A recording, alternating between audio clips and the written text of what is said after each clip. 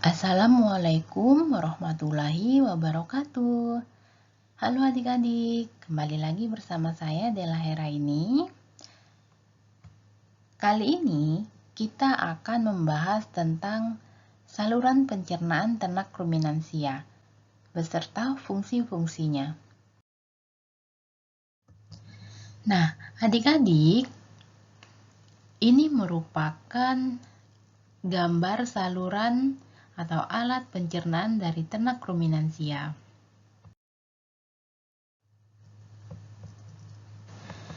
Sebelum kita memasuki materi, saya akan menyampaikan tujuan dari materi video kita hari ini. Pertama, adik-adik akan mengetahui apa saja alat atau saluran pencernaan ternak ruminansia. Kemudian adik-adik akan memahami fungsi alat pencernaan ternak ruminansia, dan adik-adik mampu memahami proses pencernaan makanan pada ternak ruminansia.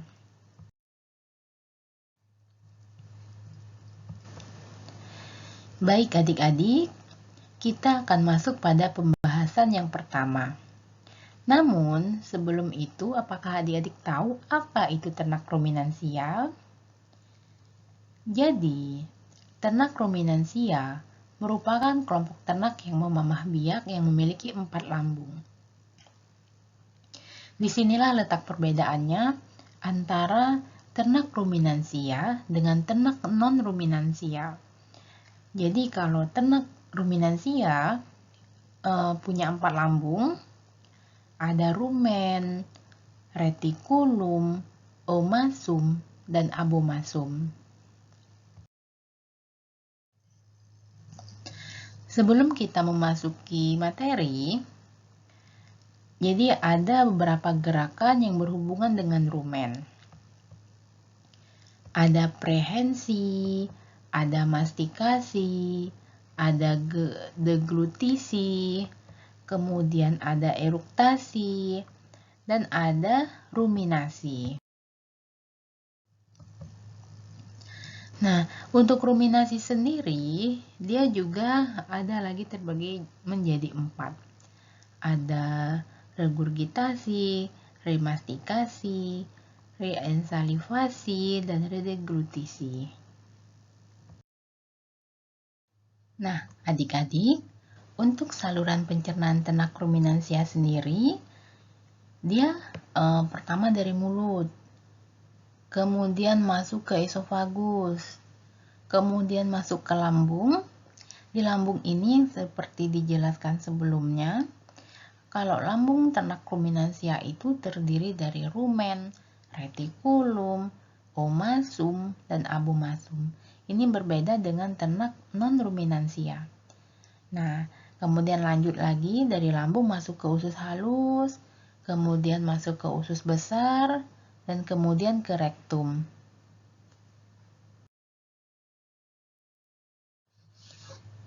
Nah, adik-adik, kita akan bahas satu persatu saluran pencernaan ternak ruminansia tersebut. Pertama dari mulut. Jadi di dalam mulut ini ada gigi molar, dia memastikasi. Jadi terjadi pencernaan secara mekanis.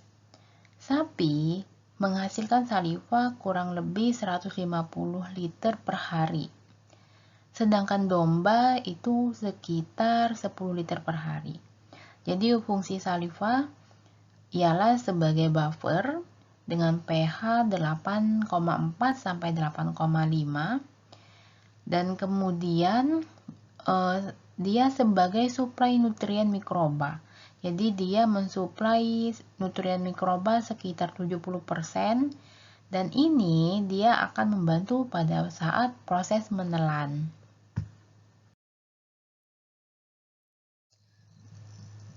Masuk ke lambung. Jadi lambung ruminansia itu ada 4. Seperti yang saya sebutkan sebelumnya, ada rumen, retikulum, omasum, dan abomasum.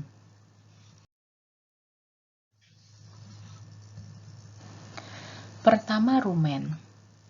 Rumen terletak di sebelah kiri rongga perut dan permukaannya dilapisi papila. Jadi, rumen ini dia seperti handuk. pH rumen berkisar antara 6,7 sampai 7,0. Untuk fungsi rumen sendiri adalah tempat fermentasi oleh mikroba rumen dan tempat absorpsi VFA amonia. Nah, mikroba yang ada dalam rumen adalah bakteri, protozoa, jamur, dan rumen bersifat anaerob.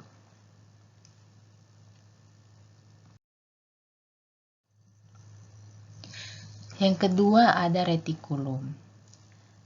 Jadi retikulum merupakan perut jala. Dia seperti perut jala gitu kan. Kemudian permukaan dalamnya papila atau seperti sarang lebah. Fungsi retikulum ialah tempat fermentasi, membantu ruminasi, kemudian mengatur arus ingesta ke omasum, absorpsi hasil fermentasi, dan tempat berkumpulnya benda asing. Ini terjadi di retikulum. Jadi retikulum seperti sarang lebah.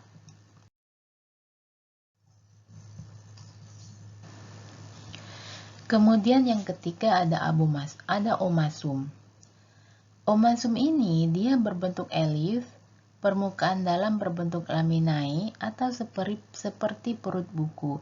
Jadi kalau adik-adik lihat pada gambar, omasum ini seperti perut buku, dia berlapis-lapis. Nah, terdapat papila untuk absorpsi. Fungsi dari omasum ialah sebagai grinder, filtering, fermentasi, dan absorpsi. Dan yang keempat ada abomasum. Si abomasum ini terletak di dasar perut, ada di kanan bawah. Bentuknya memanjang, jadi dia terdiri dari 3 bagian, ada kardia, fundika, ada pilorika. Nah, fungsinya ialah tempat permulaan pencernaan enzimatis. Jadi, abomasum ini dia disebut sebagai perut sejati. Karena dia pencernaan protein, dia mengatur arus digesta dari abomasum ke duodenum.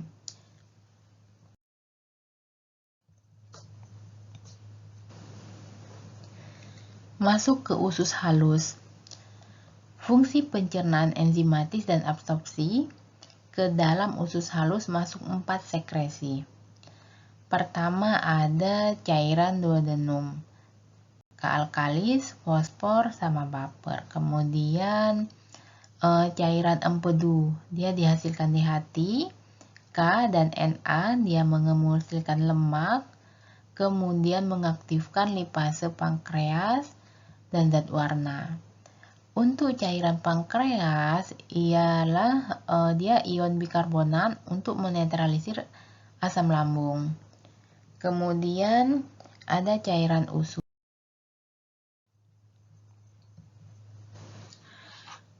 Untuk pankreas, dia letaknya lengkungan duodenum, kemudian mensekresikan enzim, jadi ada enzim amilase.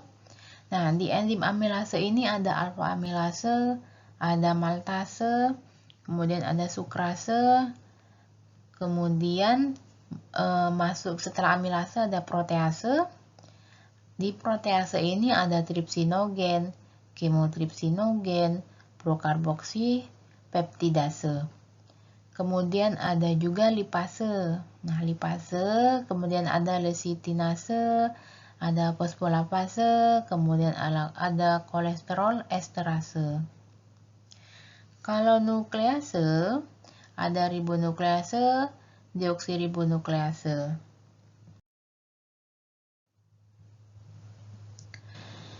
Kemudian masuk ke sekum dan kolon. Fungsinya tempat fermentasi oleh mikroba, bentuknya tabung berstruktur sederhana, kondisinya sama dengan rumen. Dia absorpsi VFA dan air, ini ada di kolon. Nah, adik-adik, kesimpulan dari video pembelajaran kita hari ini adalah Jadi, makan dikunyah oleh ternak di mulut. Kemudian, diteruskan ke esofagus atau kerongkongan. Nah, selanjutnya diteruskan ke rumen. Nah, di rumen ini terjadi proses pencernaan dengan bantuan mikroba atau bakteri untuk selanjutnya dibawa lagi ke mulut. Kenapa dibawa lagi ke mulut? Karena ada proses pengunyahan yang kedua kalinya dengan sempurna. Kemudian dilanjutkan ke retikulum. Nah, di retikulum terjadi proses yaitu makanan difermentasi oleh bakteri anaerob. Selanjutnya, masuk ke omasum dan diteruskan ke abomasum. Di abomasum terjadi proses pencernaan dengan bantuan enzim. Jadi makanan yang sudah dicerna masuk ke usus halus, kemudian ke usus besar, dan terakhir dikeluarkan melalui anus. Baik adik-adik, sekian untuk video pembelajaran kita hari ini. Terima kasih telah menyaksikan video pembelajarannya. Semoga bermanfaat dan sampai ketemu lagi pada video pembelajaran selanjutnya. Sampai jumpa.